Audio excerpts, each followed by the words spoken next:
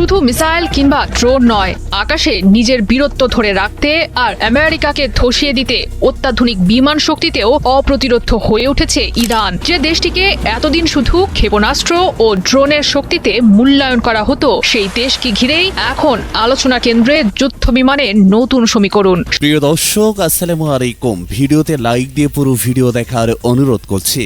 এদিকে যুক্তরাষ্ট্রের করদাতাদের অর্থে মার্কিন সমালোচকদের মুখ বন্ধ করেছে ইসরায়েল। ওয়াশিংটনের অভ্যন্তরীণ রাজনীতি এবং পররাষ্ট্রনীতিতে ইসরায়েলি হস্তক্ষেপের বিষয়ে মার্কিন সরকারকে আবারও সতর্ক করেছেন ইরানের পররাষ্ট্রমন্ত্রী আব্বাস আরাগচি। তিনি দাবি করেন, ইসরায়েল মূলত মার্কিন করদাতাদের অর্থ ব্যবহার করে যুক্তরাষ্ট্রের অভ্যন্তরে তাদের সমালোচকদের মুখ বন্ধ করার চেষ্টা করেছে।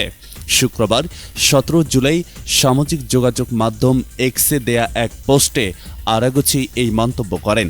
তিনি লিখেছেন, আমেরিকানদের বিদেশি হস্তক্ষেপের বিষয়ে সতর্ক করা হচ্ছে, কিন্তু মার্কিন প্রশাসনকে একটি জয়ে অসম্ভব যুদ্ধে জড়াতে ইসরায়েলের যে ব্যাপক চক্রান্ত প্রচারণা চলছে সেটির বিষয়ে কি বলা হবে।